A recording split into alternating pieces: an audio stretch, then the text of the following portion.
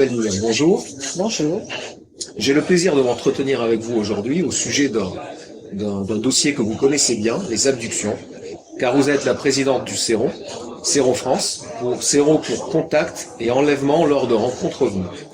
Quant à moi, je suis Monsieur S, membre des Invisibles du Col de Vence, un groupe d'investigation dont le centre névralgique est dans les Alpes-Maritimes, mais qui est actif en particulier dans tout le sud de la France et voire même au-delà.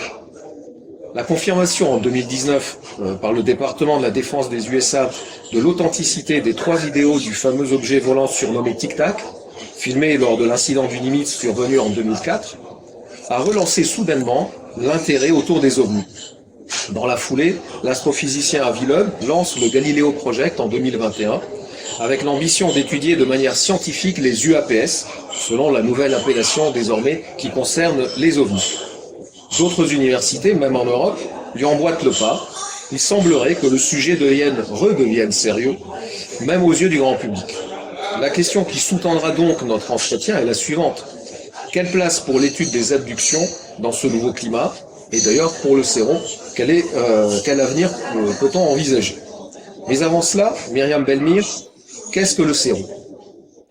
Alors l'association CERO, vous avez bien défini au départ sur la signification du terme, a pour but d'accueillir des personnes dites abductées, donc qui ont été enlevées par des êtres non humains, dits extraterrestres, et d'essayer de les accompagner dans leur expérience, parfois douloureuse, de ces enlèvements, et de voir avec eux ce que eux-mêmes peuvent en tirer de ces expériences, d'intégrer leur vécu et de prendre du recul par rapport à tout ça. C'est déjà une première approche dans l'accueil, et nous avons des psychologues cliniciens, hypnothérapeutes pour certains, qui nous accompagnent dans cette démarche. Voilà un petit peu, je brosse rapidement l'association, la définition de ce que nous faisons. Cette association, je l'ai créée en 2014 avec Nicolas Dumont, qui est psychologue clinicien hypnothérapeute, qui vient de l'INRES, donc l'Institut National de Recherche d'événements extraordinaires. Et avec Nicolas, c'était une grande première, je dirais on débroussaille un peu le terrain, puisqu'il n'y avait qu'une seule association qui existait avant 2014, quand je l'ai créée, qui s'est éteinte, je dirais, 1 an après. Et voilà, donc c'était un challenge pour pouvoir continuer à avancer sur ce sujet. Voilà un petit peu je dirais en gros le fonctionnement de l'association, enfin le but de l'association du CERO. Avant que nous rentrions un peu plus dans le vif du sujet, j'aimerais qu'on définisse un peu les termes. Vous avez parlé d'abduction, on entend aussi parler d'expérienceurs, expériencieuses, d'abductés. Est-ce que vous pourrez définir un peu les termes? Pourquoi préférer peut-être expérienceur à abducté? Quelle différence faites-vous?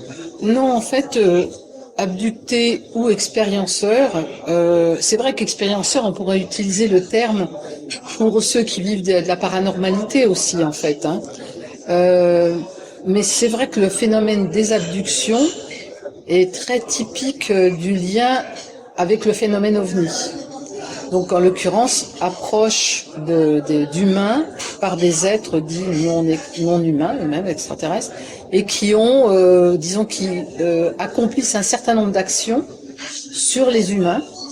Alors des fois les rencontres sont bienveillantes, ça se passe aussi bien d'une façon bienveillante, mais dans certains cas, on a aussi tout un lot d'actions qui sont faites sur les humains, qui sont pas toujours réjouissantes, et du coup on appelle ça expérienceur parce que à la fois il y a un contact, même si c'est pas toujours facile à exprimer et à expliquer au vis-à-vis du public, mais en même temps ces expériences, elles découlent de tout un tas de phénomènes qui se passent, qui amènent à, par exemple, des traces sur le corps. Enfin bon, on va parler peut-être un peu plus tard dans notre entretien. Et d'autres faits marquants qui laissent, je dirais, une trace ou des traces tangible sur le corps de la personne et dans le psychisme aussi. Hein. Voilà. Entendu. Et je vous propose d'articuler notre échange autour de 3 thématiques qui d'ailleurs concernent un peu les missions du sérum. Premièrement, l'écoute et la prise en charge des personnes qui pensent être abductées. Deuxièmement, j'aimerais que nous revenions sur les récits d'abduction. Pour enfin, dans une troisième et dernière partie de notre entretien, revenir sur la question de l'interprétation nécessaire, inévitable, je pense, de ces récits et de ces expériences. Alors sur l'écoute, c'est le but principal déjà de l'accueil au CERO. L'écoute, c'est d'une part aux personnes qui vivent ces abductions, ces enlèvements, c'est d'avoir un lieu auprès de personnes, je dirais, bienveillantes, entre guillemets, qui les accueillent, qui écoutent leurs paroles, qui écoutent leur expérience sans porter de jugement, sans se moquer, sans avoir des réponses toutes faites à ce qu'ils vivent. Donc c'est très important, mais c'est très important parce qu'on le voit dans tous les mécanismes d'expérience des fois difficiles en psychologie, c'est de trouver un lieu pour pouvoir libérer sa propre parole dans le vécu des expériences que la personne a pu faire. Donc c'est le pivot déjà de l'association dans la première démarche.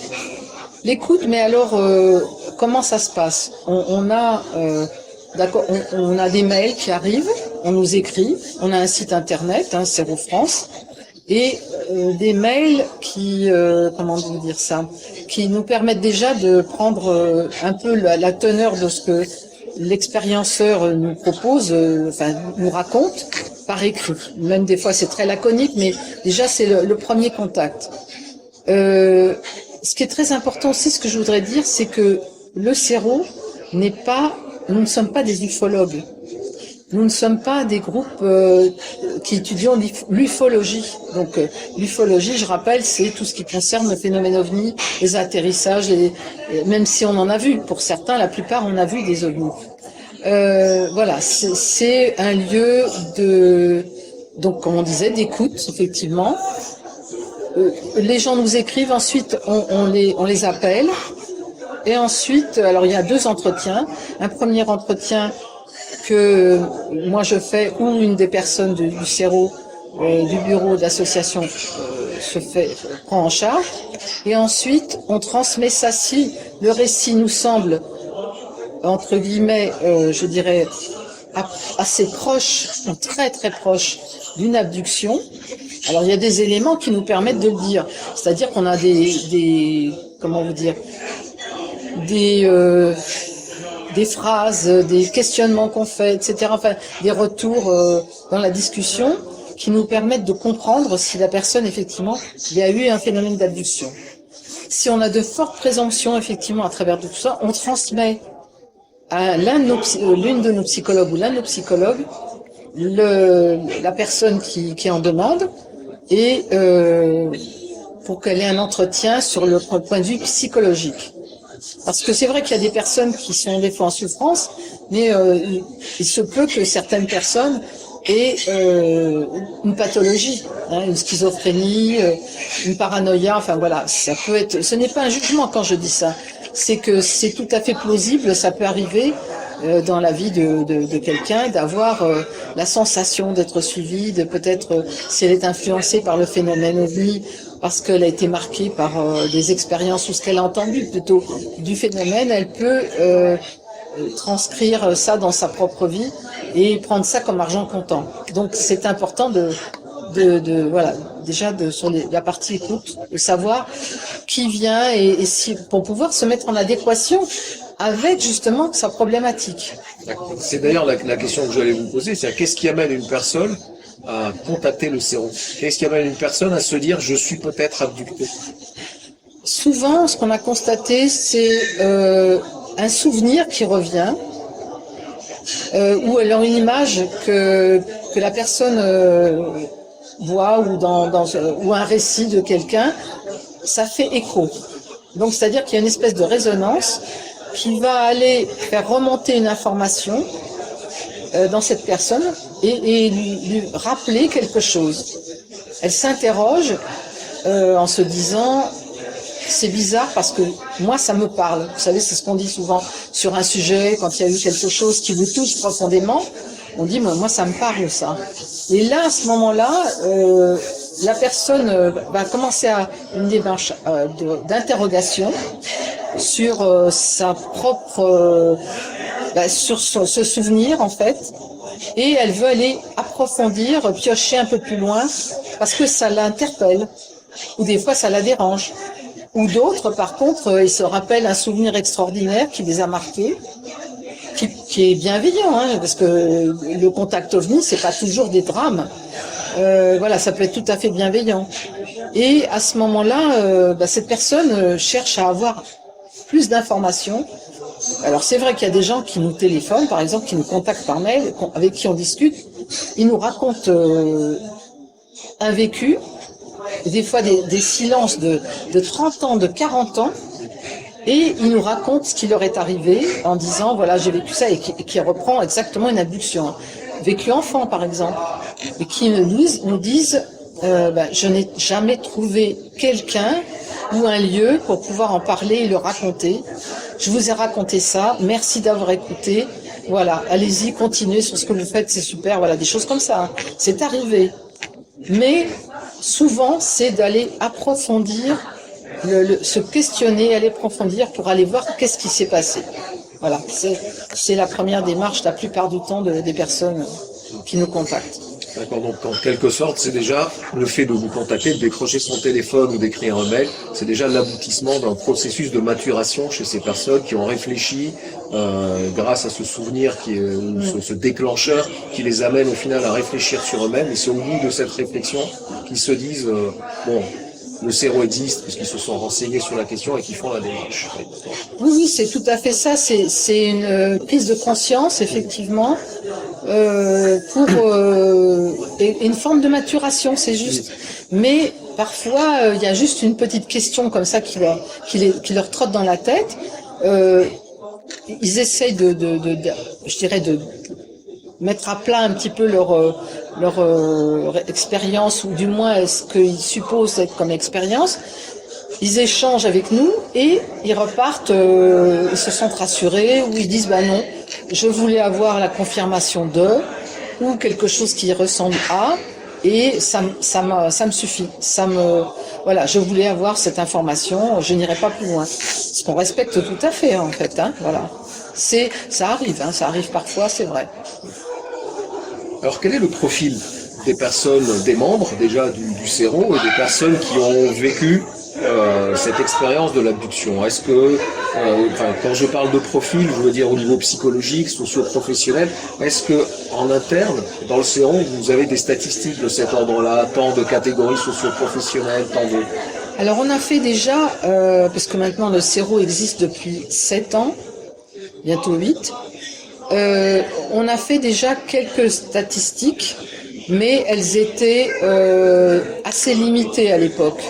On est en train de refaire tout un cheminement, on a des questionnaires, etc., puisqu'on a créé un groupe de travail et de recherche au sein de l'association, et pour justement mieux définir qui vient vers nous, quels sont les profils comme vous dites. Alors déjà, de ce qu'on a pu constater, c'est que ça touche tout le monde. En fin de compte, au niveau des catégories sociales, c'est vraiment... on a des scientifiques aussi qui nous ont contactés. Hein. On a des personnes, monsieur, madame, tout le monde, des gens qui sont dans des milieux, mais je dirais, ça va du commerçant, de l'artiste, au informaticien, de tout. Voilà, de tout. Donc, c'est très, très varié. Ce ne sont pas forcément des personnes qui ont déjà des intérêts forcément à l'ufologie, je dirais aux ovnis. Ce ne sont pas forcément des personnes qui sont versées dans de la paranormalité.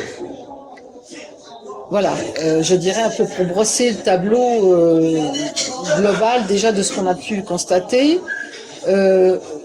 hommes-femmes, déjà dans les premières statistiques qu'on avait faites, c'était assez équilibré. On avait constaté qu'il y avait autant d'hommes que de femmes. Mais, comme je vous dis, là, on est en train de retravailler sur ce questionnaire parce qu'il y a beaucoup de gens qui, depuis qu'on l'a fait, nous ont rejoints, que ça a varié, etc. Ça a changé. Et là, il faut qu'on approfondisse à nouveau, qu'on retravaille sur les questionnaires. Mais a priori, déjà dans tout ce qu'on a pu voir et les contacts qu'on a eus, parce que déjà depuis la création, on a plus de 600 personnes qui nous ont contactés. Et je pense que il y en aurait beaucoup plus. Peut-être si on arrivait on veut pas faire un buzz extraordinaire par rapport à ça, parce que c'est un lieu et c'est un groupe. Nous sommes un groupe de bénévoles. Les psychologues sont bénévoles, hein, je les remercie à chaque fois parce que voilà, et toute l'équipe qui travaille avec nous, tout le monde est bénévole. Donc il y a un dévouement extraordinaire au sein de cette association. Mais si vous voulez, sur le profil des gens, ça touche tout le monde. Voilà, même au niveau des âges, hein, parce que on constate que des enfants, les parents nous contactent pour leurs enfants. Donc là, nous, on s'occupe pas d'enfants moins de 18 ans, non. Mais par contre, on peut aider des parents à comprendre ce qui se passe auprès de leur enfant. Par rapport alors c'est peut-être pas l'abduction dont on parle, mais c'est tout un tas de comportements, je dirais, qui sont extraordinaires pour un enfant. Des connaissances où il parle des êtres dits extraterrestres avec beaucoup de connaissances. Moi j'en ai eu personnellement au téléphone. Et ces enfants ont une maturité extraordinaire. Des fois, dès l'âge de 4-5 ans, ils ont des connaissances qui défient, qui défient, je dirais, la connaissance déjà des adultes. Il y a, voilà, donc dans ces profils-là, il y a des enfants, il y a des adolescents aussi, et des gens qui sont âgés, qui ont, comme je vous disais tout à l'heure, qui n'ont jamais pu parler de leur expérience, qui en parlent, et puis en plus de ça, ça va générer des effets de bord. C'est-à-dire que non seulement, des fois, c'est des personnes qui ne sont pas toutes jeunes, qui en parlent parce que leur fille ou leur fils a eu des expériences, et qui se rappellent leurs propres expériences, donc il y a 60, 70 ans, ou 55 ans, hein, que c'est arrivé. Et il y a un effet d'émulation dans la famille, parce qu'on en parlera peut-être tout à l'heure, mais ça touche des fois la famille complète. Et voilà, c'est un petit peu pour brosser le portrait de ceux et celles qui viennent et qui sont impliqués, je dirais, ou du moins qui sont touchés par ce phénomène. Oui, là, Myriam, vous touchez un sujet que je trouve passionnant et intriguant, c'est celui des suivis familiaux, auquel je m'intéresse. C'est vrai que le docteur Mack avait déjà souligné cette récurrence, du fait d'avoir une lignée dans une famille des expériences au niveau ovni et extraterrestre. Donc ça, vous le constatez vous aussi dans votre pratique. Absolument. Absolument, parce que quand on commence à interroger la personne, c'est une des questions qu'on pose. Est-ce que vous avez votre mère, votre père, etc. Est-ce que dans votre famille, il y a eu des cas où on vous a parlé de vision d'OVNI? Et souvent, la réponse, elle est positive. Donc, on continue à creuser un peu l'information, enfin aller plus loin. Et donc, il y a des fois des parents qui se mettent à parler avec leur enfant. Quand je dis enfant, c'est adulte, hein. Et il y a des événements qui ressortent où c'est sidérant, quoi. Voilà. Et comme je vous disais tout à l'heure, parce qu'ils n'osaient pas en parler. Est-ce qu'on pourrait aller jusqu'à dire que le suivi familial est quasiment la règle? Et quasiment la règle, c'est-à-dire est-ce que quelqu'un qui est abducté, finalement, la plupart du temps, ses parents ou ses enfants connaissent la même expérience? Alors c'est une bonne question, parce qu'il y a des familles où on s'aperçoit que sur, mettons, 4 ou 5 personnes dans la famille, il n'y en a que 2 qui sont impactées. Et après avoir discuté, après avoir approfondi ensemble, ou des fois quand ils peuvent en parler, hein, parce que des fois c'est pas possible. mais il arrive qu'on constate qu'il n'y ait que 2 ou 3 personnes sur 5 ou 6. Là, c'est vrai qu'on ne sait pas pourquoi ces personnes-là, dans ce noyau familial, ont été pris, enfin, je dirais expérimentées, plutôt que le restant de la famille.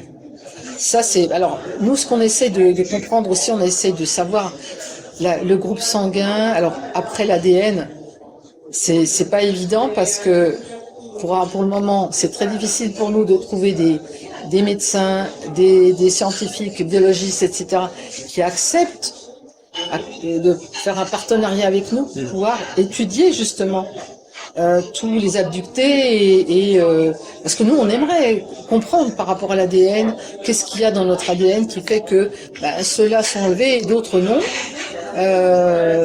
Pourquoi sur le groupe sanguin, là on va travailler sur le groupe sanguin un peu plus pour comprendre déjà quels sont les types de groupes sanguins.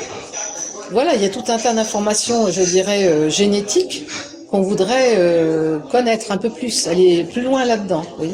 Oui, je comprends, parce que là, en plus, on est sur quelque chose de tangible et de mesurable, parce qu'on est sur le biologique, Absolument. on est sur quelque chose qu'on peut étudier scientifiquement. Et c'est vrai que ce serait vraiment très intéressant de faire cette sorte de typologie biologique, essayer de trouver des caractéristiques communes, biologiques, physiologiques des abductés, pour essayer d'en savoir un peu plus. Vous avez dit que certains ont du mal à parler, ce qui est compréhensible, surtout si la rencontre ou l'expérience a été difficile ou traumatisante. On va venir maintenant un peu sur les récits que font les personnes qui parlent, en revanche, les personnes que vous avez rencontrées et que vous suivez. Que racontent les abductés?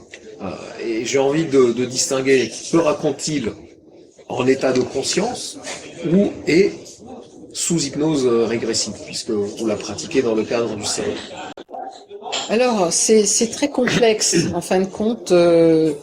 Ça paraît simple comme ça quand on parle du récit de la personne abductée, mais en fait, c'est très complexe, parce que c'est pour ça que j'ai demandé à des psychologues, hypnothérapeutes, enfin, cliniciens de nous accompagner, parce que un récit d'expérienceur, d'abducté, est truffé d'éléments complètement, je dirais, ésotériques, entre guillemets, c'est-à-dire avec des expériences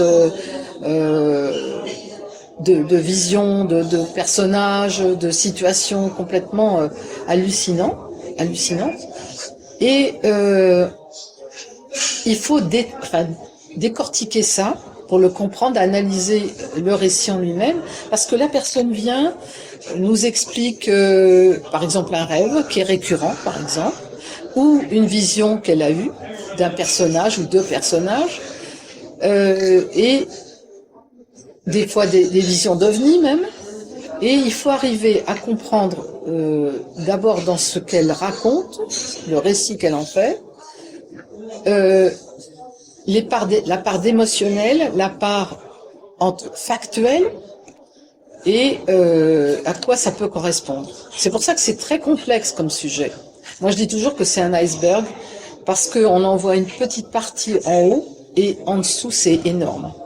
Donc, et c'est vrai que quand on commence, nous, à travailler ensemble sur, chacun en tant qu'abducté, sur la partie de l'expérience du récit, on demande souvent, moi je le dis aux abductés, surtout écrivez, dessinez tout ce que vous voyez, écrivez-le avec l'heure, la date, enfin tout ce qui correspond à des éléments factuels, pour pouvoir dans le temps voir un petit peu quel est le fil conducteur, parce qu'on s'aperçoit parfois qu'il y a un fil conducteur dans ce récit.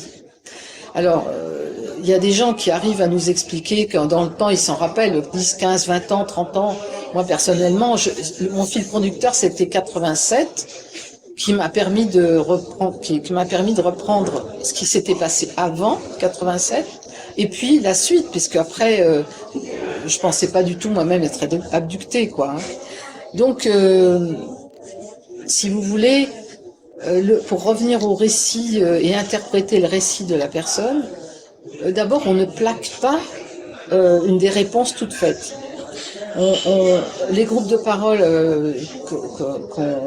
qu'on partage ensemble avec les psychologues, c'est de pouvoir entendre les uns et les autres ce que nous vivons. On fait des corrélations, c'est-à-dire des recoupements pour voir si effectivement il y a quelque chose qui relie sur les personnages, sur les situations. Parce que forcément, on parle des petits gris, bon, bah, voilà, on voit des petits gris, on les décrit, etc. On voit des grands blancs, des grands gris, enfin, il y a tout un tas de,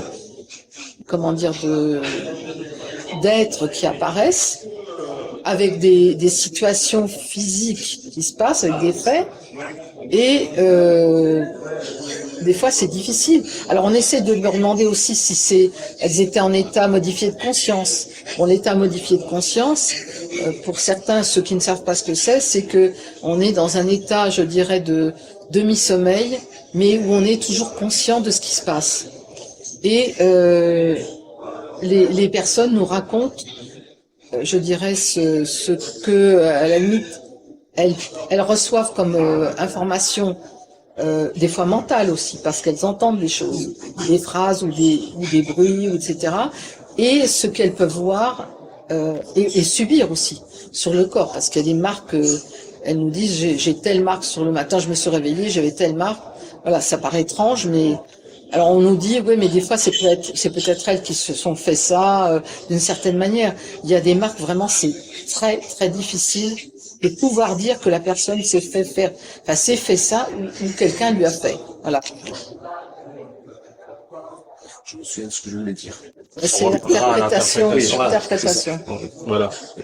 C'est bon? Oui, c'est bon. Alors, on reviendra sur la question de l'interprétation, parce que je pense qu'il y a beaucoup de choses aussi à dire à ce sujet. Mais par rapport au récit, c'est vrai que quand on parle d'abduction, on va dire la personne qui s'y intéresse au minimum va avoir un scénario type, c'est-à-dire bon, enlèvement, la plupart du temps la nuit, soulèvement du corps, transport dans un vaisseau, table d'opération, opération chirurgicale plus ou moins traumatisante et un peu particulière, avec un outillage précis, des pointes, des stylets, ce genre de choses. Ensuite, entité présente autour de la table, et puis bon, l'affaire se déroule, retour sur terre, entre guillemets, dans le lit, et l'expérience s'est terminée. Est-ce que ce récit que je viens de faire est-il simpliste, ou bien c'est quand même quelque chose de récurrent? Alors, c'est récurrent, c'est vrai. C'est même surprenant parce que nous, moi personnellement, quand j'ai créé l'association, moi il m'est arrivé, c'est vrai, ces faits-là, mais pas que. Mais j'ai découvert, grâce au docteur John Mack, que aux États-Unis, il y en avait des millions, quoi, et qui étaient similaires, avec ces faits d'enlèvement, soulèvement, etc., amenés dans un vaisseau, être un peu épluché, je dirais, regarder, décortiquer. C'est vrai que beaucoup de cas sont similaires. Par contre, c'est vrai que dans le récit lui-même de la personne, à travers certaines similarités, il y a quand même des faits, parfois, qu'on constate, où il y a quelques différences. Il y en a, ça va être, ils vont recevoir un enseignement, par exemple. D'autres, ça va être, effectivement, ils vont servir d'expérience. Enfin, d'expérience, c'est-à-dire d'analyse comme on fait en laboratoire, nous, sur les animaux. Hein. Ou parfois, ça va être des découvertes ou des accompagnements ou alors des fois, c'est vrai que nous, en tant que femmes, on sert de porteuse, de mère porteuse. Et ça, nous, en tant que femmes, c'est très traumatisant. Parce que, contrairement aux femmes qui portent un enfant, qui, à un moment donné, se trouve d'être mère ou future mère, je parle pour les humains, là, pour ce système-là, ça paraît complètement fou. Ça paraît aberrant, ça paraît complètement paranoïaque ou voilà. Mais on s'est aperçu qu'il y a eu des cas où véritablement ça a servi, des femmes ont servi de mère porteuse pour ces êtres dits extraterrestres ou on était entre guillemets fécondés et ils utilisaient les fœtus et les retiraient à un moment donné, au bout d'un certain nombre de semaines. Voilà, on était à nouveau enlevé et le fœtus était pris. Alors, ça, c'est quelque chose de très fort, ça, parce que là, on est dans quelque chose de tout à fait réel, biologique, concret, ce qui permet d'apporter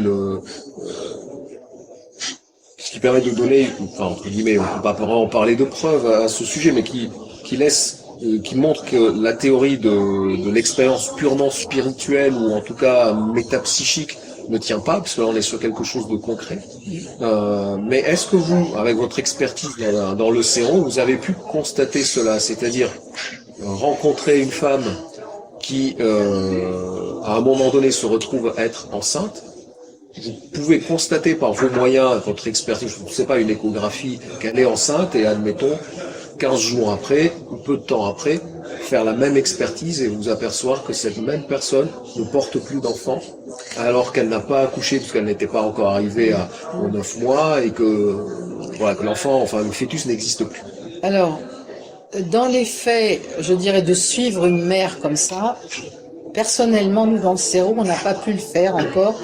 Et je pense que pour le moment, le sérum, on n'est pas encore assez, je dirais, beaucoup de gens ne nous connaissent pas encore assez. Et il est possible que si, on a eu des cas, c'est vrai, on a eu des cas, des témoignages de personnes qui nous ont dit avoir été enlevées, avoir une grossesse, un début de grossesse, puisque il y avait plus de règles, donc, et puis il y avait eu constatation par le médecin d'une grossesse réelle, et que au bout d'un certain nombre de semaines, il y avait 11 semaines, elles étaient enlevées et que il y en a une qui nous a dit j'ai eu une fausse couche. Et elle a vu le fœtus et elle a été horrifiée, quoi. Elle a vu un petit fœtus, elle a dit je l'ai jeté, ça m'a c'était pas un fœtus humain. Elle a décrit ce qu'elle a vu, je peux pas le raconter là parce que c'est un peu gore, je dirais, mais elle a été très traumatisée par ça. Elle a mis du temps avant de s'en remettre. Bon, il y a eu d'autres cas qui nous ont dit effectivement avoir été enlevés, avoir ce phénomène-là. C'est vrai que c'est plus rare de l'entendre au sein du séro, ce cas-là. Comme je vous dis, il faut peut-être que le séro étant connu par rapport à ce que nous faisons et qu'on peut accompagner ces personnes. Parce que c'est vrai, comment dire une femme qui est enceinte, même vis-à-vis de son mari, je dirais, c'est pas évident, quoi. Comment les rapports, c'est quand même assez conflictuel comme situation. Et puis elle-même, elle peut être prise pour quelqu'un comment dire, qui n'a pas son bon sens, quoi. Donc c'est extrêmement délicat et c'est traumatisant pour la personne et pour l'entourage, quoi. Vous voyez cette situation-là. Donc dans ce cas-là, c'est très difficile. Par contre, sur la partie des implants, alors là c'est encore un autre sujet parce que c'est aussi quelque chose qui est inséré dans le corps, qui a été mesuré, qui a été photographié, enfin scanner et tout ça. Ça, on a eu des cas où véritablement, oui, on a vu des choses qui étaient implantées et qui n'avaient rien à voir avec, je dirais, avec une opération ou quelque chose qui a été fait consciemment, quoi, par un thérapeute, un médecin. Voilà. Et effectivement, c'est particulièrement troublant. Et vous avez parlé tout à l'heure de différentes entités, parce que vous savez, dans l'imaginaire collectif, désormais, on a l'image du petit gris ou du grand gris. Est-ce que le scénario varie selon l'entité? Par exemple, bon, le cas de figure avec les gris est désormais connu, mais est-ce que si un extraterrestre d'apparence humanoïde, est-ce que dans ce cas-là, l'abduction ou l'expérience va se dérouler selon un autre protocole? Alors, ce qu'on a constaté, c'est que, je dirais, c'est vrai qu'il y a une catégorie d'êtres qui sont, je dirais, spécialisés dans les enlèvements, et d'autres où ça fait un petit peu comme dans le milieu humain, je veux pas faire d'anthropomorphisme, mais les êtres qui nous approchent Certains, effectivement, sont, entre guillemets, comme un département où ils sont voués à l'expérimentation sur les humains pour voir, suivre, peut-être comme nous, on suit des animaux dans le temps pour voir si un traitement fait tel effet et comment l'animal réagit. Là, ce sont des hypothèses que j'émets, hein, et on est comme ça dans le cerveau par rapport à ça, puisqu'on essaye d'avoir vraiment des éléments tangibles et factuels, et on demande encore toujours, on appelle des médecins, des biologistes, etc., à venir nous contacter pour pouvoir travailler ensemble. Mais par rapport à ces expériences et ces êtres qui font une certaine tâche, il y en a d'autres qui sont tout à fait bienveillants. Et comme je vous disais tout à l'heure, certains se trouvent dans les abductés, se trouvent pris en charge par des êtres qui sont de la même ethnie que d'autres êtres, là dont je vous parle, petit gris ou grand blanc, etc., et qui reçoivent un enseignement scientifique, par exemple. Voilà, donc ils apprennent des tas de comportements, enfin de techniques dont ils nous parlent des fois par rapport à l'utilisation du maniement de l'OVNI lui-même ou d'objets ou de choses. Moi, j'étais informaticienne avant. Moi, il y a des choses qui me parlent, quoi, si vous voulez, au niveau de certains abductés qui me transmettent des infos, qui m'expliquent en me disant ça. Voilà. Moi, personnellement, ça a été beaucoup expérimental, plutôt sur l'aspect physiologique que sur l'aspect technologique. Peut-être qu'il y a eu quelque chose dont je ne me suis pas rendu compte sur la partie informatique, hein, parce que c'est vrai que j'aimais beaucoup mon métier. J'étais pas dans ce circuit-là avant, mais bon, avec eux, on ne sait pas. Je sais qu'en tout cas, je me suis dirigée vers l'informatique à un moment donné, et ça a été quelque chose qui me passionnait, qui me passionne toujours. Donc, pour revenir un petit peu aux ethnies, il y a des êtres qui, alors eux, plutôt c'est spirituel, c'est-à-dire que ils vous aident à vous développer, à agrandir votre spiritualité. Et alors on va dire oui, c'est peut-être des anges gardiens ou des choses comme ça. Eh bien, figurez-vous que on s'est posé la question là-dessus. L'approche n'est pas du tout la même. C'est-à-dire que on a une forme d'enseignement avec un aspect technologique aussi, mais l'enseignement n'est pas le même, ne pourrait pas être le même que par exemple dans les traditions de personnes, même les grands saints. Alors dans les grands saints, maintenant, on s'aperçoit qu'on se dit, mais il y en a qui ont dû être abductés. Parce que on les voit léviter, on sait qu'ils ont été emmenés, on ne sait pas où. Alors, on les associe au divin. Bien sûr, ils ont eu une vie spirituelle très intense, mais en même temps, il y a des choses dans leur vie de saint qui sont tellement bizarres que on se dit, mais est-ce qu'ils n'ont pas été eux-mêmes? Parce qu'ils s'y intéressent. Les extraterrestres, certains êtres extraterrestres s'intéressent à notre, à notre partie spirituelle. Et il y a des gens qui n'avaient aucune, qui sont venus nous voir, qui me disaient, mais moi, je croyais en rien, j'étais pas du tout intéressé par ça, etc. Et il s'est passé quelque chose en moi qui a fait que maintenant, je pense pour moi, et je le sens vraiment intimement, qu'il y a un sens divin, il y a une source divine, et qu'il y a quelque chose qui va au-delà de l'homme, qui est beaucoup plus, qui nous amène dans une transcendance, et qui nous guide vers quelque chose. Et même dans notre comportement humain. C'est-à-dire qui transforme même l'individu, dans la bienveillance, dans le respect de l'autre, le respect à la terre aussi, l'écologie, parce qu'il y en a. Alors attention, je parle pas politique là, mais la terre, c'est-à-dire cette terre qui est je dis toujours notre vaisseau dans l'espace, et c'est notre hôte. Elle nous reçoit ici sur terre, chez elle. Nous sommes comme des petites fourmis, quoi. Hein, il faut dire ce qu'il y a, parce que on est des fourmis par rapport à l'espace, à l'univers, et même au système solaire. Quand on voit la Terre par rapport à Saturne, Jupiter, qui sont des planètes énormes par rapport à nous, il faut rester très humble sur ce que nous sommes, parce que justement, ces êtres-là nous apprennent aussi ça, pour certains, à avoir cette humilité, d'apprendre cette humilité. Ils essaient de nous faire comprendre qu'il y a d'autres peuples ailleurs et que voilà, il y a toute une démarche profonde. Alors bien sûr, chacun fait aussi en tant qu'adulté selon ses propres convictions. Mais il se passe quelque chose, c'est-à-dire qu'on n'en sort pas indemne. Alors attention, quand je dis indemne, c'est pas un péjoratif, c'est que il y a quelque chose qui s'est passé, c'est l'altérité, le contact avec l'altérité, mais une altérité qui nous ouvre sur tout l'univers. Ce n'est plus le voisin de palier, ni le voisin du village ou de la ville ou de la maison d'à côté, c'est le monde, c'est la terre. Déjà, on est terrien, donc habitant de la terre, et on est voué à l'univers, à rencontrer d'autres êtres qui ne sont pas uniquement nos petites personnes. C'est un peu ce que dit Jean-Pierre Petit, dans le sens où le but même de la vie sous toutes ses formes sur Terre, c'est l'extension du champ relationnel.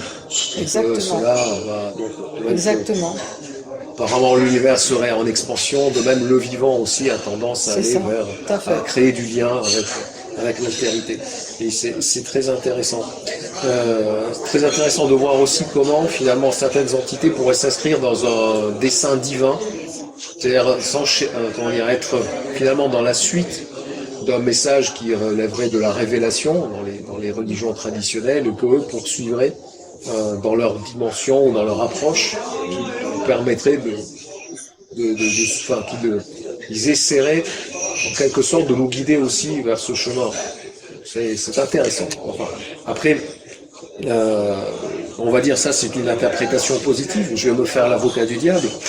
Est-ce que le fait de délivrer un message lors de ces expériences, un message positif, celui que vous venez d'exprimer d'ailleurs très bien, est-ce que ce ne serait pas un leurre pour nous concentrer notre attention sur quelque chose de positif qui nous concerne et qui concerne notre environnement, pour eux, de leur côté, continuer leurs expériences de manipulation génétique, hybridation, et en quelque sorte, voilà, on va les occuper avec quelque chose de positif, et nous, pour l'instant, on fait notre petite affaire, on va, si vous me permettez l'expression, bidouiller dans le génome, et comme ça, ils vont avoir autre chose sur lequel discuter, et nous, pour l'instant, on fait notre affaire. Oui, alors, c'est vrai que ça pourrait être une hypothèse.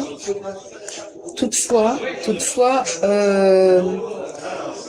l'aspect d'avoir, de manipuler, de traiter les humains, de faire des expériences, ça peut être divers dans l'aboutissement de ce qui se passe. Parce que nous avons vu des cas de personnes qui ont été guéries.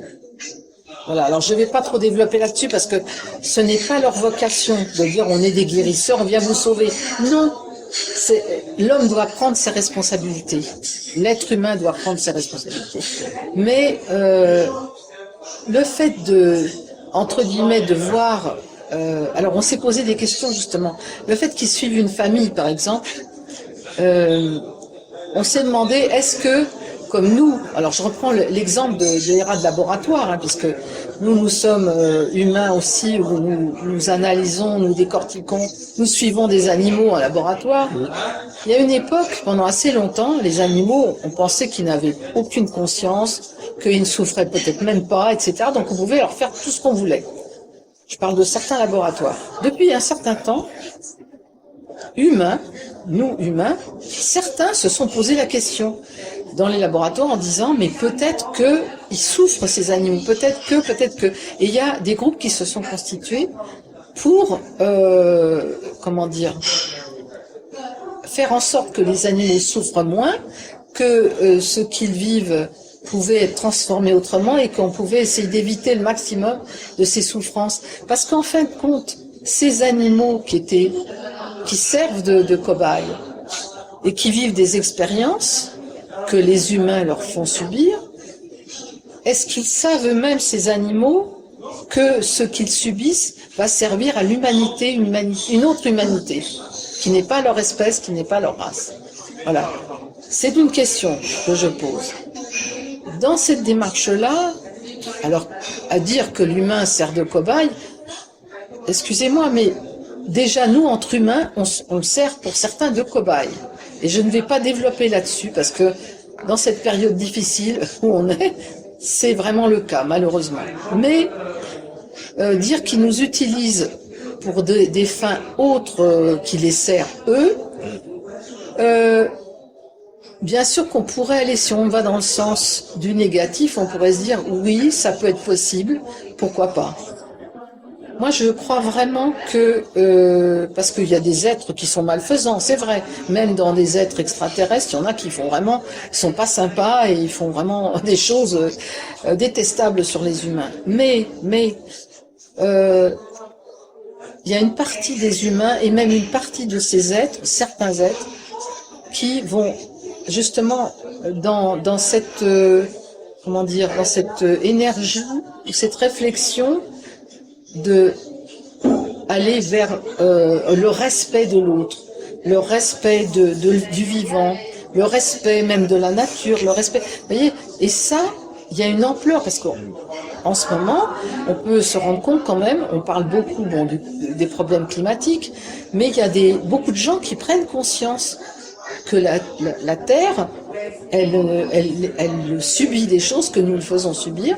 Voilà. Et il y a aussi les éléments extérieurs, parce que dans le système solaire, notre Terre se déplace avec le système solaire, et nous passons par des zones de turbulence, voilà, avec le Soleil, etc. Bon, il y a beaucoup de choses qui se passent au niveau astronomique, qui peuvent être aussi des agents de perturbation. Mais pour revenir à l'humain et pour revenir à ce qui nous enlève, je pense que véritablement, le fait, parce qu'on entend parler, c'est vrai, de remplacement de l'humain par des hybrides ou des hybrides, ça on l'a entendu plusieurs fois. C'est vrai qu'on a eu des cas qu'on a rencontrés un peu bizarres chez nous, où on peut se poser des questions par rapport à ça. Maintenant, si c'est pour que ces humains soient plus respectueux de l'environnement, d'autres êtres venant d'ailleurs, et que ça nous amène vers des contacts, je dirais, à un autre niveau avec eux, officiellement, pourquoi pas, hein. Mais il faut être lucide, et c'est ça qu'on cherche à comprendre au CERO. C'est d'avoir une lucidité de qui nous contacte, qui nous approche, qu'est-ce qu'ils veulent faire exactement. On est dans cette démarche de réflexion, hein, on n'a pas toutes les réponses. On est dedans, on continue à comprendre. Comme je vous disais tout à l'heure, c'est très complexe. Oui, d'ailleurs, bien malin celui qui aurait la réponse dans un sujet comme celui-ci. Voilà. Il faut reconnaître, et vous avez parfaitement raison, notre incapacité à appréhender le tout, parce qu'il nous dépasse largement, et comme vous disiez, à juste titre, être humble face à ces questions. D'ailleurs, la question, là, on est en plein dans l'interprétation, hein, donc là, on est dans notre dernière partie de cet entretien. L'interprétation, vous parliez d'hypothèse, l'importance d'en formuler un maximum pour essayer d'y voir clair. Moi, je trouve que la question de l'altérité est vraiment centrale, parce que souvent, on se pose la question, comment sont-ils, que font-ils, que veulent-ils? Et finalement, peut-être, ils ont leur première utilité, si encore on pourrait parler d'utilité vis-à-vis d'autres personnes, d'autres humanités, c'est surtout de nous rappeler qui nous sommes, nous. Être confronté à l'altérité, ça oblige à se poser la question, nous, humains, qu'est-ce que nous sommes? Qu'est-ce que nous sommes censés être? Qu'est-ce que nous sommes dans les faits? Qu'est-ce que nous pourrions être?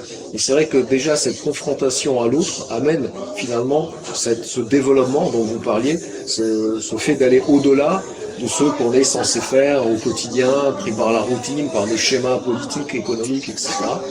Et c'est vrai que ça, c'est peut-être, là on peut être certain, c'est un premier rapport de cette expérience, qui est tangible, la prise de conscience de notre environnement. Je voulais maintenant aborder, puisqu'on est dans le domaine des interprétations, une interprétation que j'ai lue il y a quelques années, et j'aimerais avoir votre avis à ce sujet. C'est une interprétation que je ne partage pas, mais au contraire, c'est intéressant de se confronter à des opinions autres que celles que l'on peut avoir. C'est une théorie d'un chercheur américain ou anglais, je ne sais plus exactement, Alvin Lawson, qui entre 1977 et 1981, pour décrédibiliser, on peut le dire, hein, pour décrédibiliser le phénomène des abductions, et pour l'expliquer de manière rationnelle, propose la grille d'interprétation suivante, que finalement, les images que l'abducté perçoit seraient finalement des flashbacks d'une mémoire ou d'une proto-mémoire intra-utérine et qui serait liée au traumatisme de la naissance. En gros, pour lui, les tunnels ou couloirs que l'abducté souvent visualise avant d'arriver au vaisseau seraient une réminiscence de la naissance, du traumatisme de la naissance. Les personnes qui entourent la table seraient finalement les médecins, les obstétriciennes, sages-femmes qui amènent le nouveau-né à la naissance.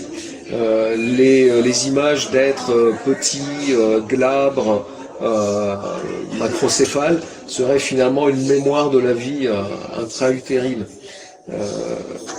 De même que les pratiques chirurgicales dans l'OVNI seraient finalement le souvenir de pratiques de contrôle de la maternité, etc. Et que ce serait une sorte de mémoire enfouie, proto-mémoire que l'inconscient conserverait et qui ressortirait au gré de, je ne sais pas, un traumatisme quelconque apparu dans la vie quotidienne. Que pensez-vous de cette interprétation? Ah bah c'est assez folklore, excusez-moi, mais je dirais que déjà quelque chose qui m'interpelle, c'est que ce monsieur n'a pas dû faire suffisamment d'études de statistiques parce que il se base sur des éléments qui sont aux États-Unis et que même aux États-Unis, les femmes accouchaient parfois chez elles.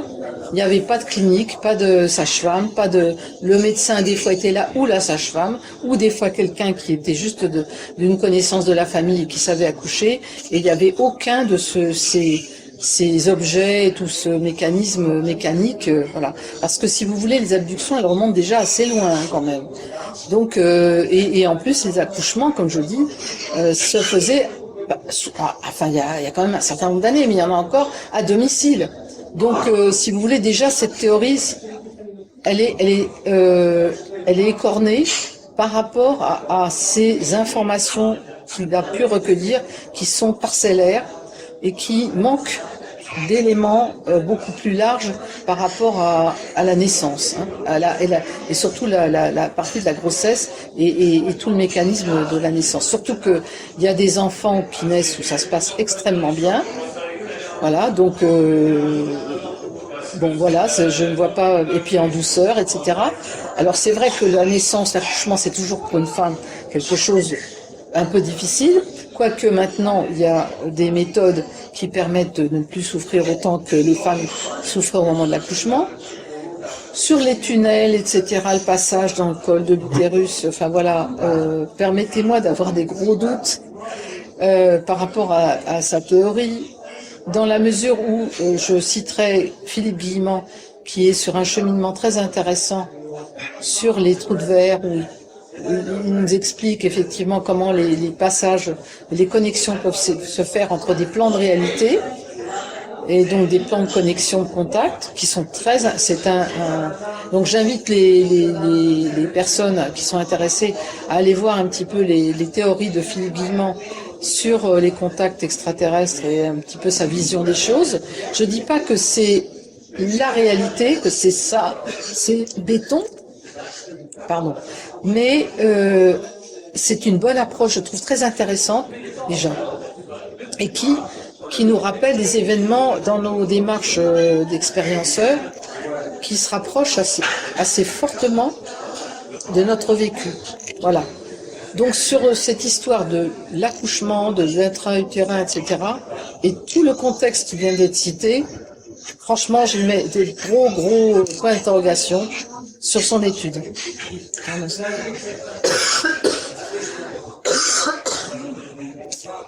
C'est vrai, je pense aussi que son étude est ancienne. Désormais, elle a plus de 40 ans et comme vous précisiez, voilà, il y a plein de données qu'il n'avait pas, qu'il n'a pas voulu voir à l'époque et qui en plus aujourd'hui se sont rajoutées. Alors moi, ce qui m'avait tout de suite fait sourire dans sa théorie, c'est l'idée que d'avoir une mémoire, que le fœtus ait une mémoire de lui-même, de sa propre apparence. Comme si dans le ventre de sa mère, il pouvait avoir un miroir.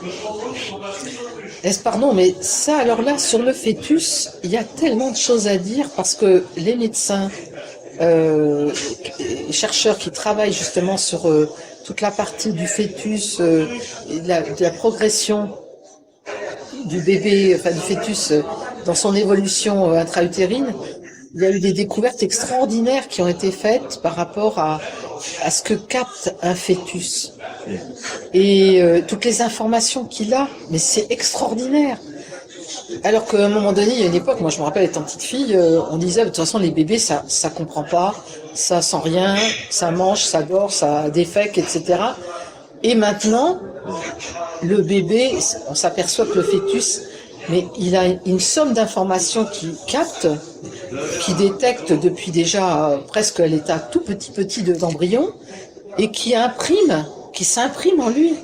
Donc je suis étonnée de voir du fait que voilà, un embryon, l'aspect de miroir, je ne sais pas là à ce niveau-là, hein, mais du moins sur ce qu'il est comme personne. Alors je ne vais pas développer sur le fait de ce qu'on fait du fœtus ou non, ça appartient à chaque personne.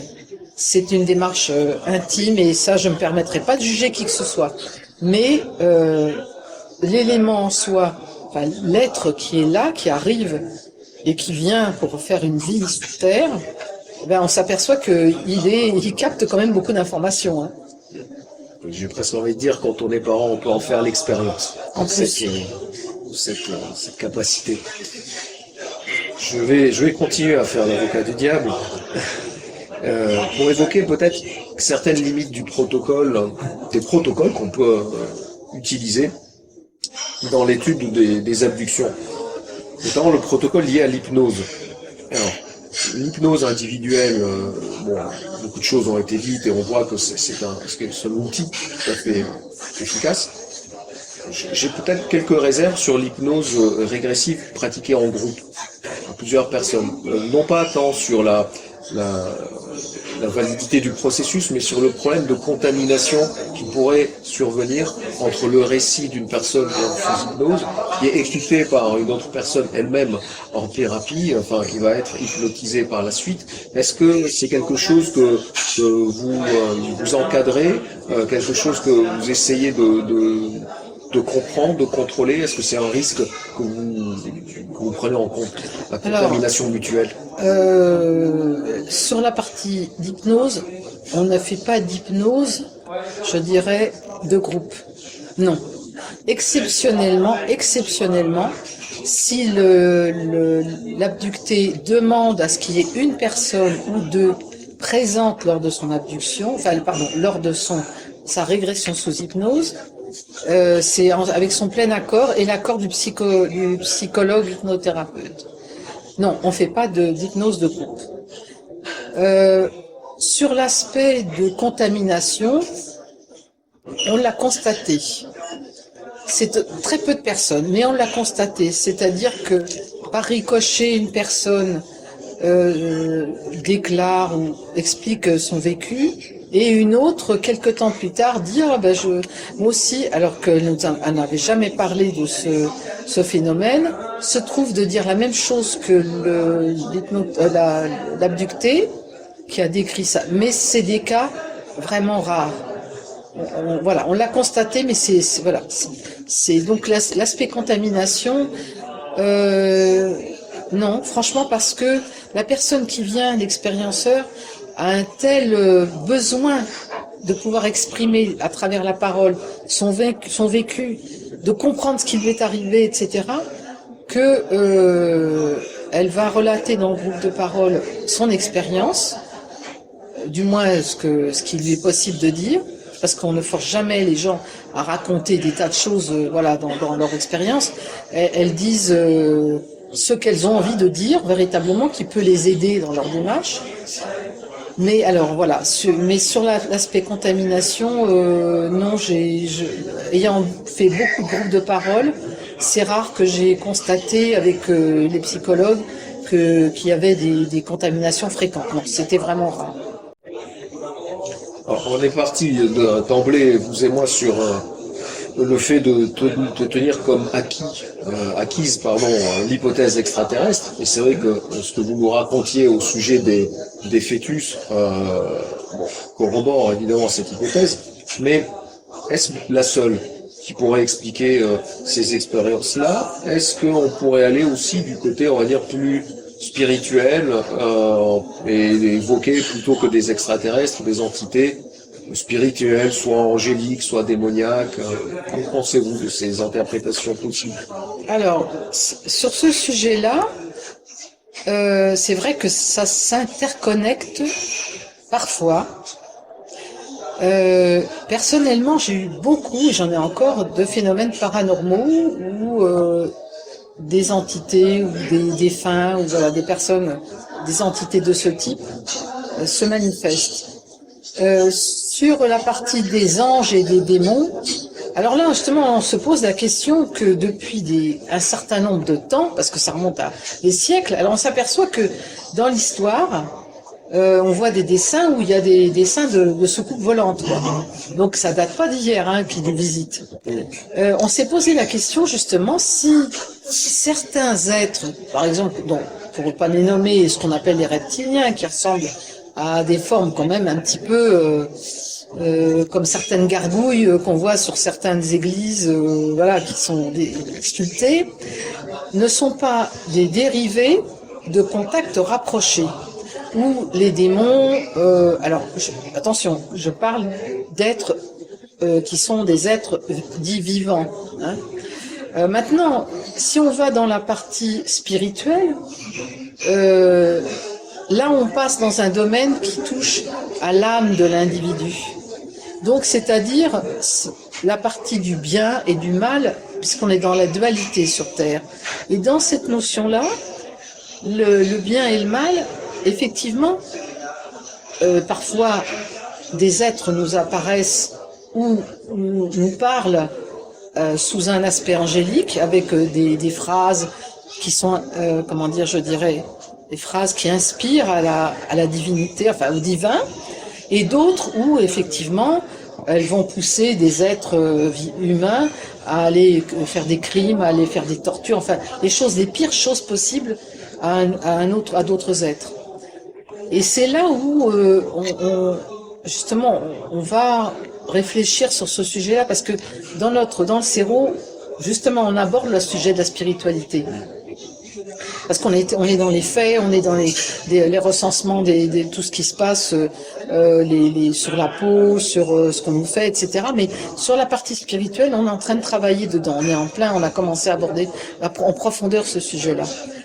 Et justement, ce qu'on va essayer de comprendre, c'est comment dissocier ces deux choses-là.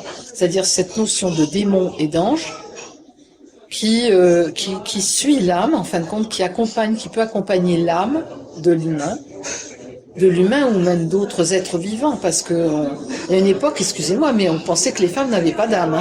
Bon, voilà. Les Indiens non plus. Voilà, par exemple. Donc, c'est pas si vieux que ça, quoi, quelque part. Alors, sur la partie spirituelle, le côté humain où ces anges et ces démons, à des moments de la vie, apparaissent ou n'apparaissent pas, mais se manifestent sous une certaine forme, dans nos actes de tous les jours, par exemple. Et ces êtres-là, entre guillemets dits extraterrestres, expriment aussi l'altérité, puisque je reviens à l'altérité, c'est-à-dire que pour nous faire comprendre que sur Terre, il n'y a pas que les humains, enfin sur Terre, pardon. Dans l'univers, il n'y a pas que les humains, et nous faire comprendre que peut-être à un moment donné, l'être humain va se trouver en contact véritable, rapproché et conscient d'autres êtres qui n'ont pas du tout un aspect humain, mais qui est aussi tout à fait respectable. Voilà. Mais je dissocie les deux parce que c'est vrai que ces mondes parallèles, comme je les appelle, qui sont des réalités différentes, alors avec les religions, c'est vrai qu'elles les ont cantonnées dans des cadres très bien ficelés, je dirais bien pour pas sortir du cadre, quoi. Hein. Et ceux qui sortent du cadre, je dirais même s'ils sont bienveillants, on les traite de sorciers ou de maléfiques, enfin tout un tas de choses, voilà, qui sont qui excluent la personne. Maintenant, l'important c'est aussi de nous faire réfléchir.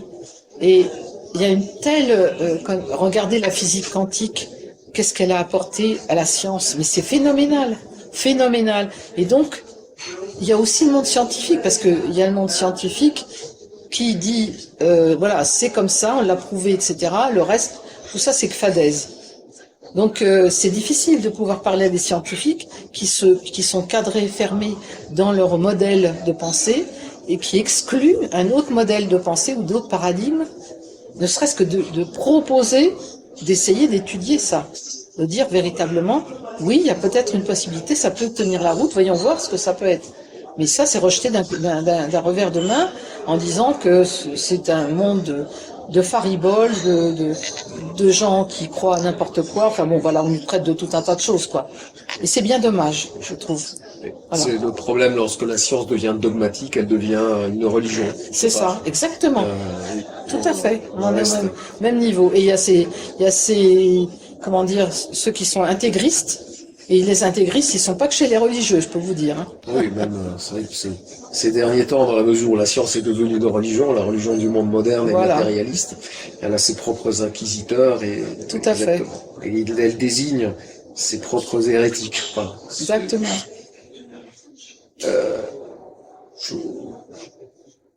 Le sujet UFO, et notre conversation aujourd'hui, je pense, le prouve, est un sujet, enfin UFO et abduction bien sûr, est un sujet très sensible.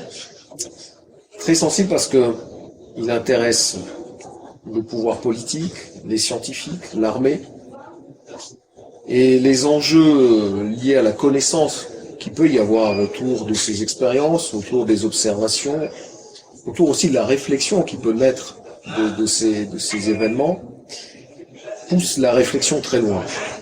Et il m'arrive souvent de me poser la question s'il n'y aurait pas un danger à pousser les limites du questionnement et de la découverte trop loin.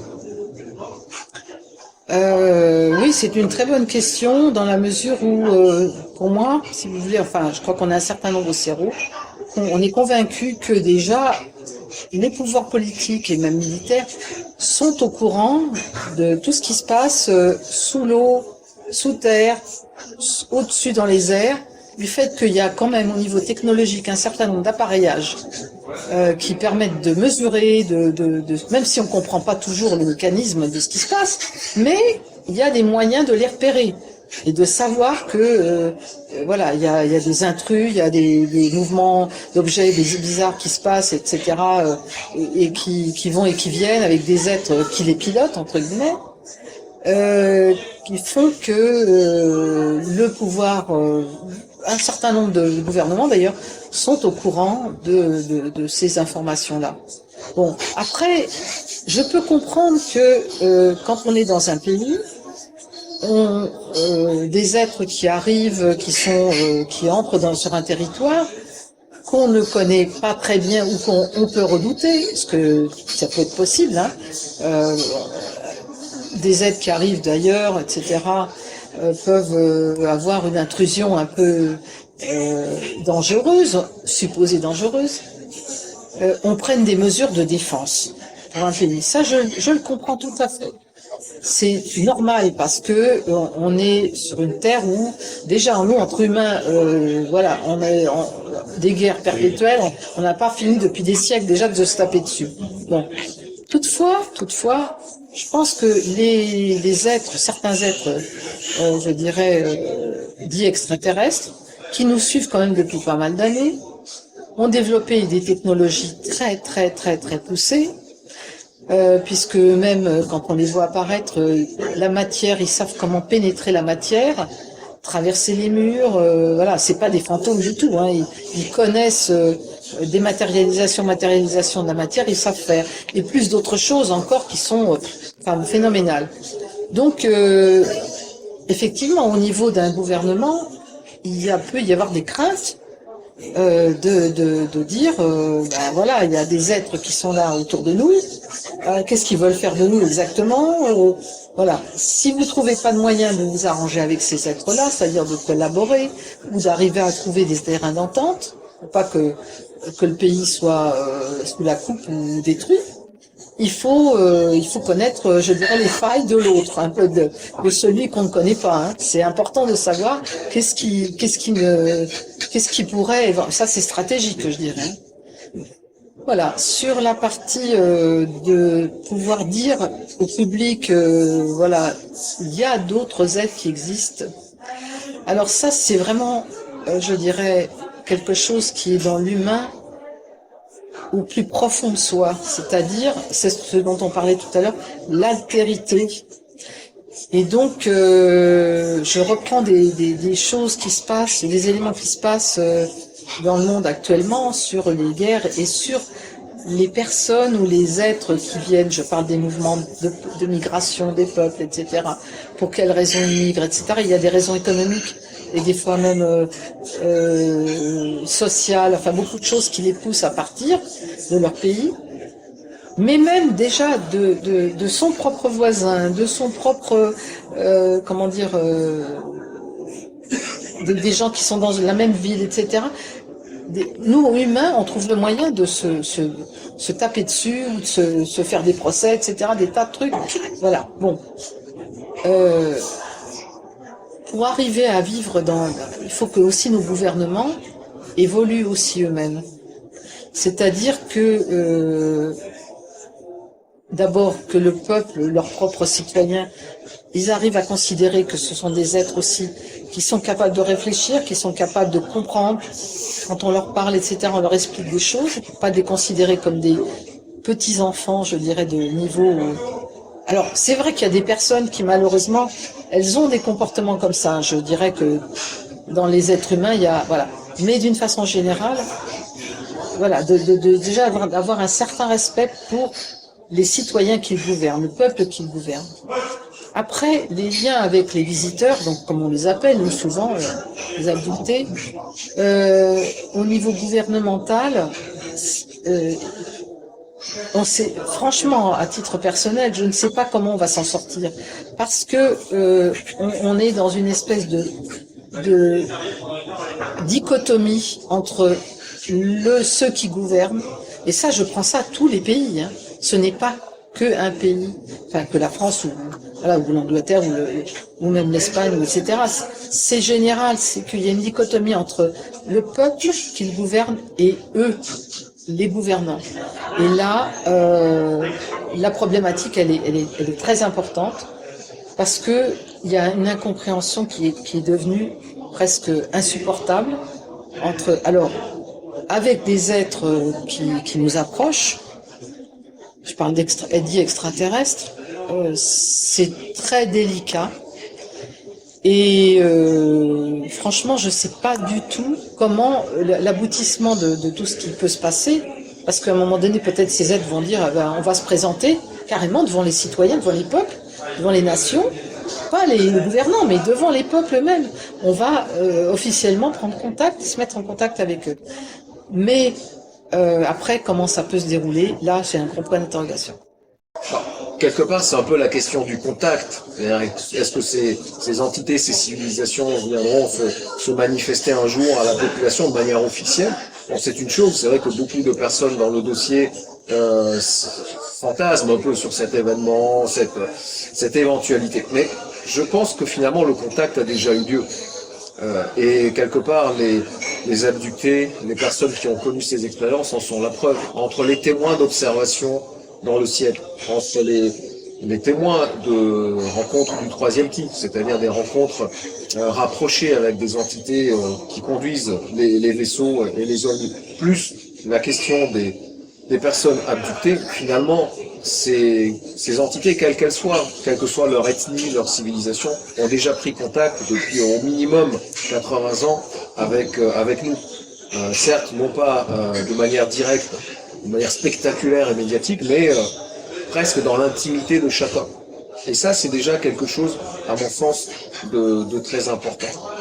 Ensuite, pour revenir à ce que vous disiez sur le comportement des gouvernants et la relation des individus, des citoyens et des citoyennes avec leurs gouvernants, et aussi à l'encontre vis-à-vis de nos visiteurs, ce qui revient souvent, c'est la question de la peur.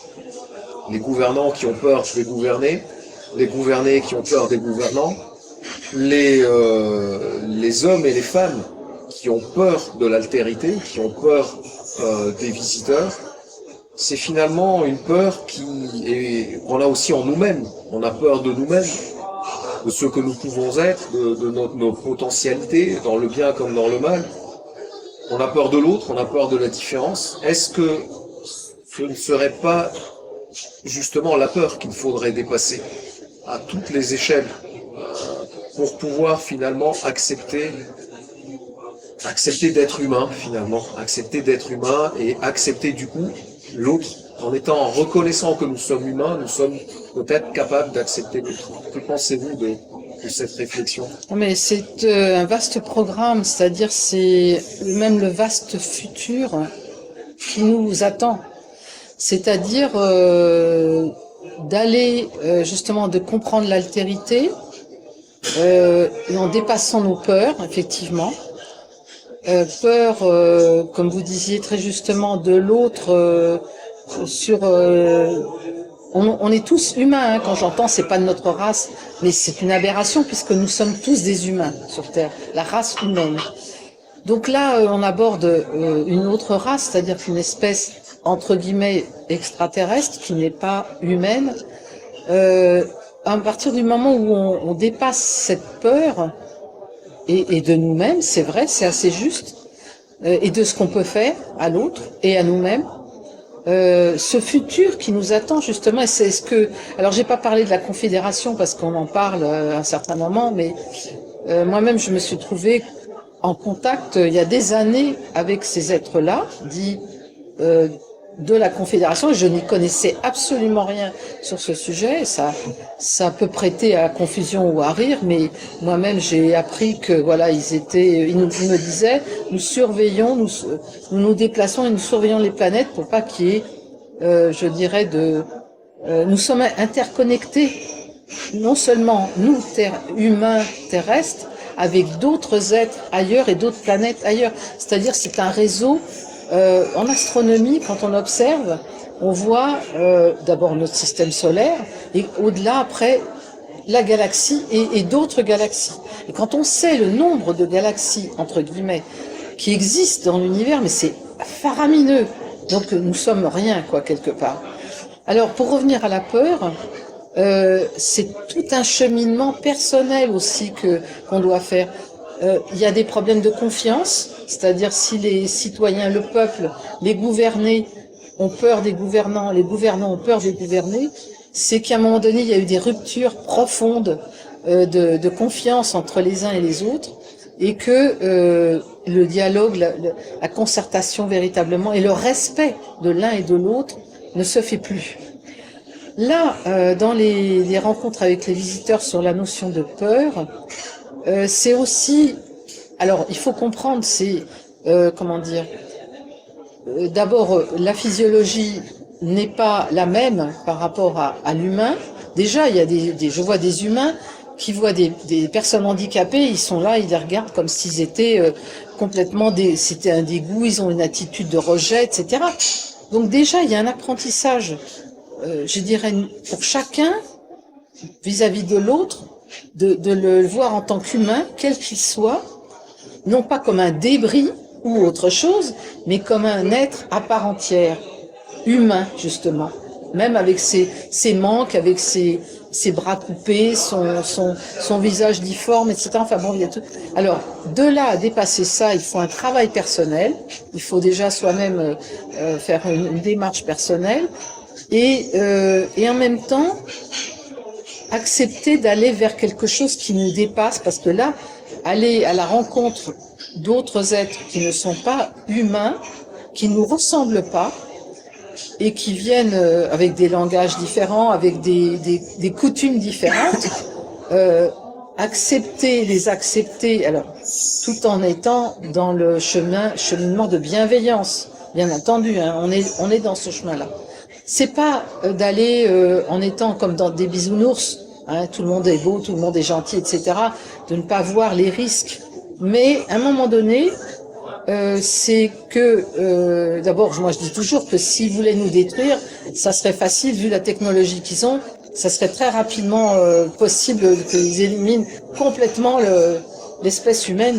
Bon, ils ont peut-être encore besoin de nous, hein, bon, enfin bref. Mais la peur, c'est ça qui, d'ailleurs, c'est ce qui joue actuellement et depuis des siècles même sur l'homme, que cette notion de jeu de gouverner-gouvernant est maintenue dans une peur. Il faut qu'on arrive à dépasser ça pour que l'homme s'ouvre complètement, même s'il va dans l'espace déjà, hein. Il fait des voyages, etc. Mais il faut qu'il ait une ouverture d'esprit telle que déjà il dépasse. Parce que moi j'entends dans les programmes spatiaux, alors je sais bien que les astronautes, les cosmonautes, ils ont une autre approche dans l'espace, c'est-à-dire la conquête de l'espace, c'est autre chose. Ce n'est pas d'aller coloniser encore d'autres êtres, aller les mettre en esclavage ou leur apporter notre civilisation en disant nous c'est bien, c'est comme ça, vous c'est pas bien. Voilà, c'est le respect toujours de l'autre et d'arriver à à être prêt à avoir cette rencontre, je dirais, avec d'autres êtres qui ne sont pas humains et d'accepter qu'on se tourne vers l'espace pour aller justement avoir des contacts, aller au-delà de notre humanité, je dirais. Voilà. Donc c'est tout un programme, c'est toute une. Alors il y a des gens qui sont dans cette démarche-là. Hein. Moi j'en rencontre des gens qui sont pas forcément abductés, qui sont déjà dans cette ouverture d'esprit-là. Et je dis bravo, tant mieux. C'est pas toujours facile d'accepter l'autre comme il est, parce que des fois les frictions ou les incompréhensions entre les cultures, elles sont là. Mais dans la mesure où on y va avec bienveillance de part et d'autre, on peut arriver à quelque chose de véritablement de positif et de concret, mais qui peut réussir à toute l'humanité, en fait. Hein. Voilà. Moi, je suis très optimiste. Hein. Je suis réaliste aussi, parce qu'il faut voir, disons, dans nos façons d'être, nos coutumes, nos habitudes, etc., ce qui est possible de faire et ce qui peut permettre que les rencontres des peuples se fassent correctement, dans des bonnes conditions.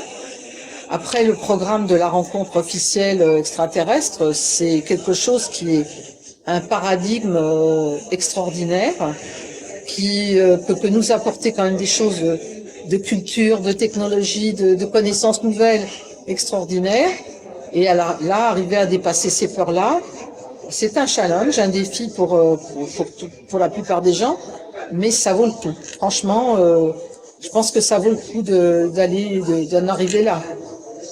Oui, je pense que c'est un préalable indispensable, vraiment un préalable indispensable. Et finalement, ce qu'on pourrait retenir pour terminer notre entretien passionnant, Myriam Belmire, c'est que, au minimum, la question des abductions, des questions soulevées par vous-même et le CERO et par les enquêteurs, ce dossier OVNI et abduction nous amène au minimum à réfléchir sur ce que nous sommes, sur qu'est-ce que nous voulons devenir et quel est finalement le projet de notre humanité. Et ça, c'est déjà un énorme acquis que nous avons dès à présent sur lequel travailler. Merci beaucoup Myriam Belmire. Merci à vous. Cet entretien passionnant. Je trouve que ça a été très enrichissant d'échanger sur le fond de tout ce qui nous arrive et vers quoi ça nous amène. Merci à vous. Merci Myriam Belmire.